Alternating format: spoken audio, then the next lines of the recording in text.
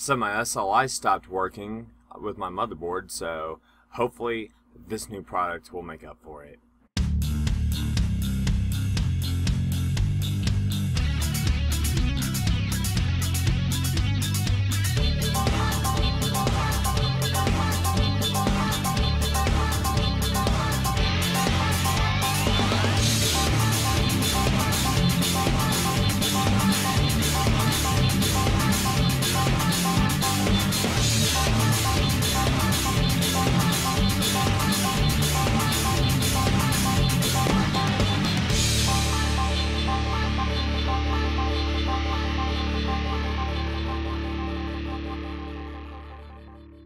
Today I figured I would start, might as well, good as ever. With Beast, its SLI system has failed, which explains a whole lot about some of my video editing stuff I've done recently, where everything went just like snail's pace. My frame rates went all over the place, and I figured you guys didn't like the fact that I was only running at like maybe 1/2 of my actual capacity. So what I went out and did, and I know that it's probably not the brightest move because I was actually thinking about going to Intel, but I didn't do so because I didn't have 300 plus to buy a 4770K and all that other kind of stuff. So what I went out and bought is an ASUS M5A99FX Pro 2.0, or revision 2.0, I believe. It's a product by ASUS, and I did not actually pay as much as it says on the price sticker, but a little bit about the motherboard that I purchased. It's sorry, it's got the USB 3.0 standard, like all motherboards should have by now. If you do not have USB 3.0, it's time to upgrade. Anyway, it's got the 8.1 Windows bullcrap that no one should ever worry about. You know, Windows 8. No. Okay, so it is a 990FX board, obviously, which is the highest chipset or highest Northbridge chipset that AMD has available right now. It is unlike for the FX cores, which basically means my 8350, which is their highest, or their flagship octa-core, with the exception of the 9000s now, which no one should touch because they're terrible. Yeah, so it's that. It is a multiple SLI ready board, and from the box, I have yet to open this thing, but from the box, it is a two-way SLI, which is fine because doesn't matter. You'd never need more than 2 cards, in my opinion. So anyway, let's pop this puppy open. Alright guys, sorry for the really weird angle, but I do not have a proper camera or a tripod, so I'm still using my webcam, which is cool because it's sitting on my mic right now, which I might show you guys eventually. Anyway, so you guys can actually see, it's got direct key BIOS access, which basically means there's like a little switch or something on the board somewhere. Easy BIOS flashback, which basically means you can take a flash drive and put any BIOS that you want from another computer, which is pretty cool. True UASP support, not entirely sure what that is, but I'm pretty sure it's supposed to have something to do with USB 3.0, which says right there. Okay, so according to this, my motherboard should be wirelessly connected to where I can point my phone via an app or something and shoot and make my computer do things, which I really want to see if it can do that. Alright, so we got digital power supply control systems, which basically means that the chip inside the motherboard will actually determine what part of the computer needs more juice at the time. Like, obviously the processor is going to be power hungry as hell, and so are the graphics cards, but luckily without the fans and stuff, that's not such a problem. So, as I said, this is an SLI and Crossfire-X board. Now, I've never seen this board in person before, so this is something new. And, ooh, it's pretty. Alright. Move this out the way. Alright, so, what do we got in this box here? Excellent. Alright. We'll move to that one here in a second. Alright, so, obviously the motherboard just came out, but we got this, okay, not horrible packaging, which is pretty cool because ASUS and other companies like Corsair, they actually stand by the products really well. Alright, so our I/O shield's actually, which is kind of awesome because it matches the coloration of my computer a little bit. It's a white, I don't know if you can tell, there you go, white I/O shield, which is pretty cool. Excellent. It comes with a ASUS brand SLI cable, which by comparison, I've actually got one by comparison. This is one that you would get with a, say, my Gigabyte board. Yeah. So this one's longer, but this one's shorter rather. This one's shorter, but when you have two graphics, this one's actually, when you see it in the system, it kind of does this kind of number. So that actually doesn't look as good in my opinion. So just having this little short distance where you can still see it says ASUS on it and things like that, that's a nice touch, and I actually do kind of like that. So that will probably be the SLI bridge I use, just for preference, because the one I've got in there right now looks like complete dog ass. So yeah.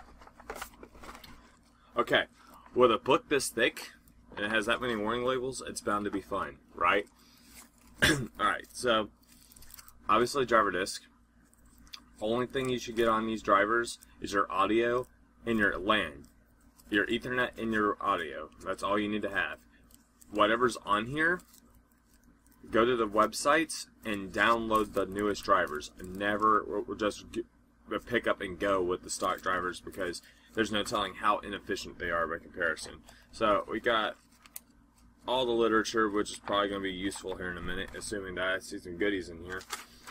Okay. Alright. Okay, so we got a little slip of paper right here that basically tells you how to activate your trim on your SSD, which I am actually very happy to see that, because that's nice. It even says, it even gives you advice on how to open up a RAID, which is redundancy array of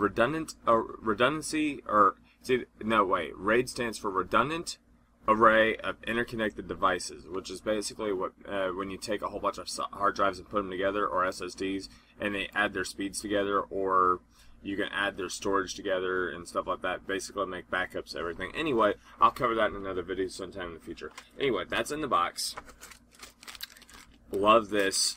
I can never have too many of these because people keep stealing them from me. Anyway, these have 2 cables apiece, each baggie, okay, and I know you can't really tell, but they're black and white, and one in each bag has actually got a 90-degree angle on it, which you can basically either, I'm probably going to use them for,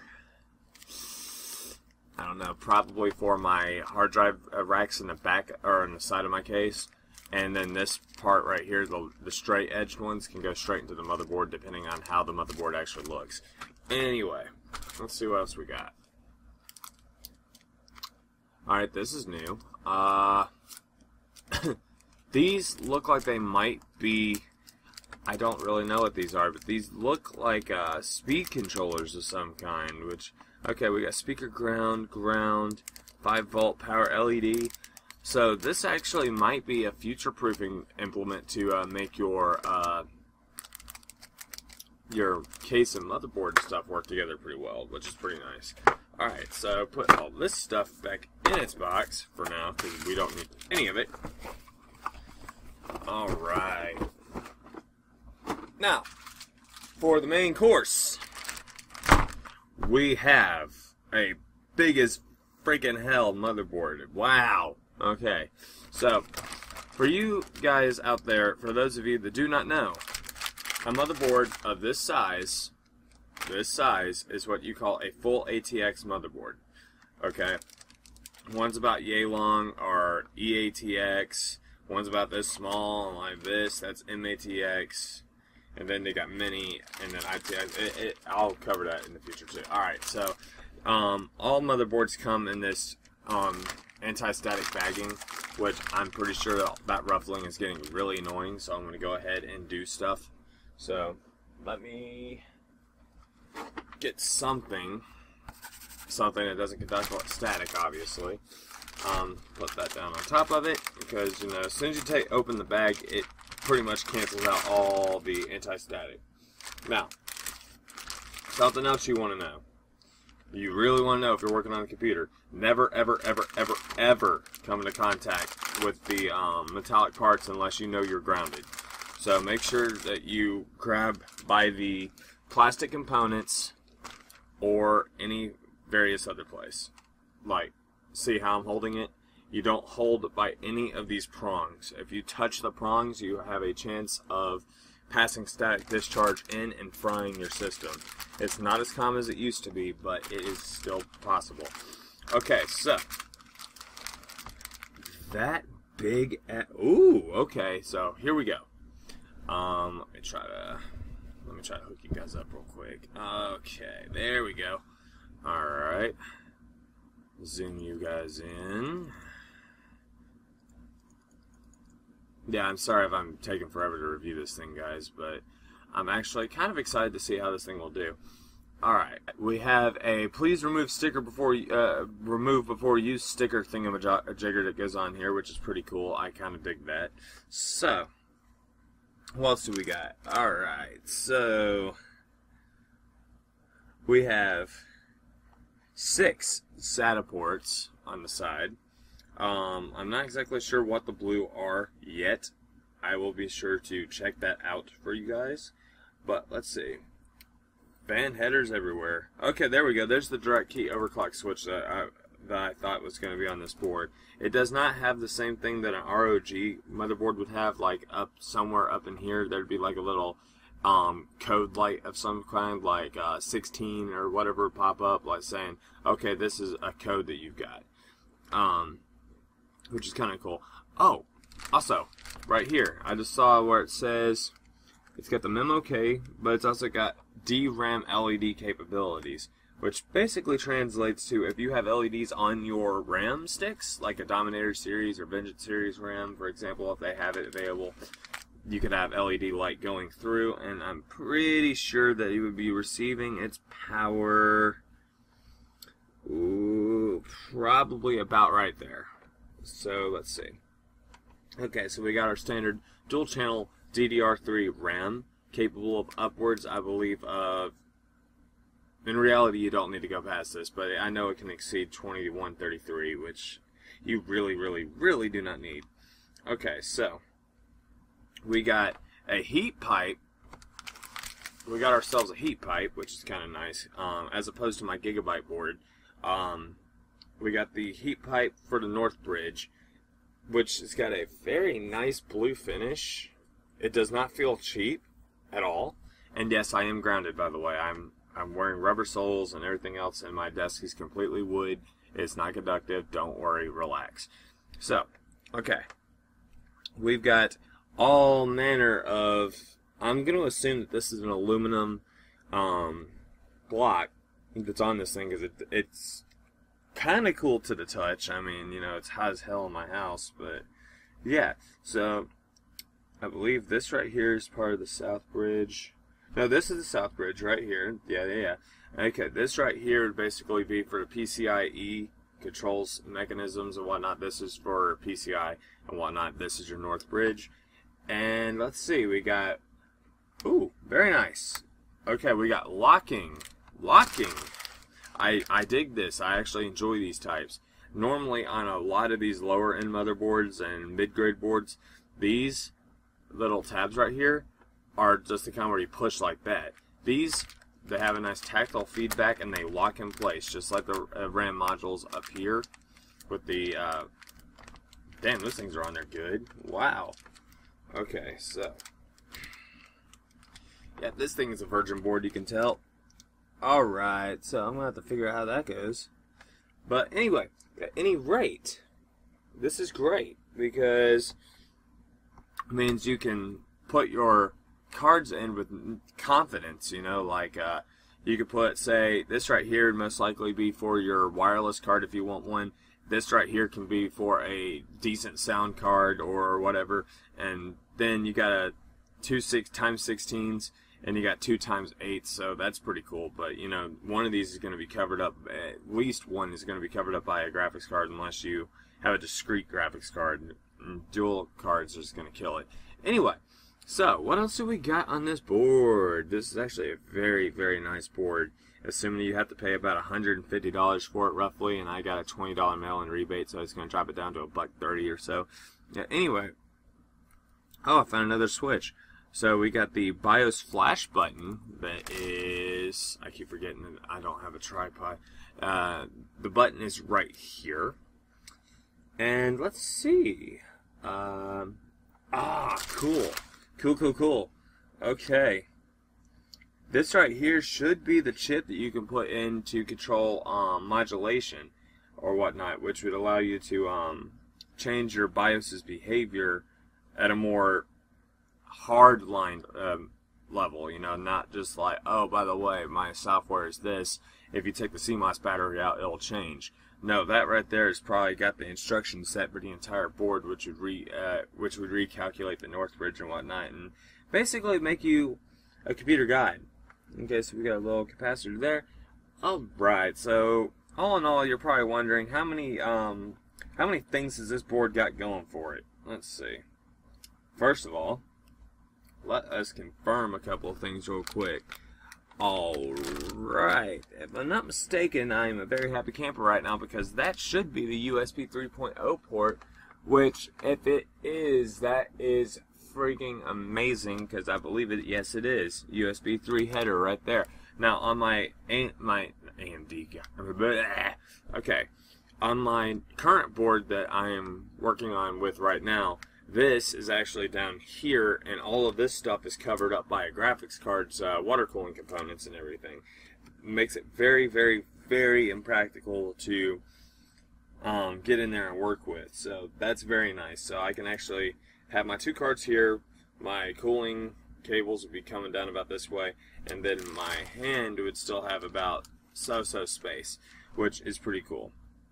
So, before anything else, we got a grand total of what looks like, wow, 7 SATA ports actually. One right there, 2, 4, 6, so that's 7 obviously. You got a standard 24 plus 4 pin, or 20 plus 4 pin rather, so that right there powers your whole motherboard. You have your standard 4 pin, or 8 pin, excuse me, up here.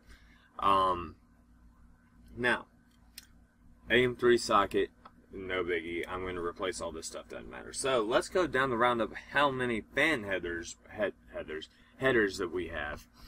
Let's see. We've got 1, 2, 3, 4, 5. 5 from the look of it, unless I'm missing one. Yeah, 5. Yeah. Yes. Okay, cool. So we got 5 fan headers. Channel 1, channel 2 fan here. Whatever that means. Channel fan 3. I don't know what that means. But okay, we got the CPU fan, which is if you're using a stock cooler, and then it says CPU optional, which basically means if you have, and I actually have an example for you guys. Alright, so if you have one of these, zoom out. Excellent.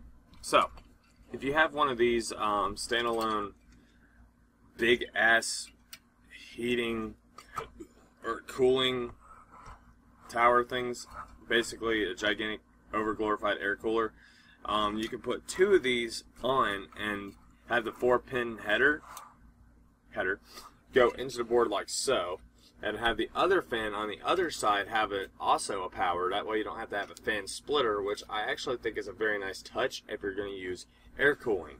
So, that being said, I believe that is going, yeah, I don't know if I've got, I don't think I have anything left to cover on this thing. It looks really solid. I like the colors. It actually goes well from the looks of it inside my case because it's got a little bit of blue, some white, all black PCB, which I am a fan. Most motherboards should come black. Don't ever, whoever designs these things, please don't make them in other colors. I mean, you know, like, you don't want it popping, you know, like if I wanted a watermelon colored computer, I would paint it myself, you know, that kind of thing.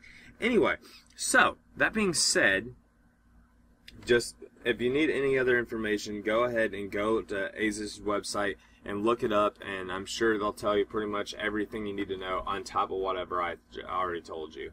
So, with that said, I'm going to say thanks for checking out the channel, guys, and I appreciate you checking it.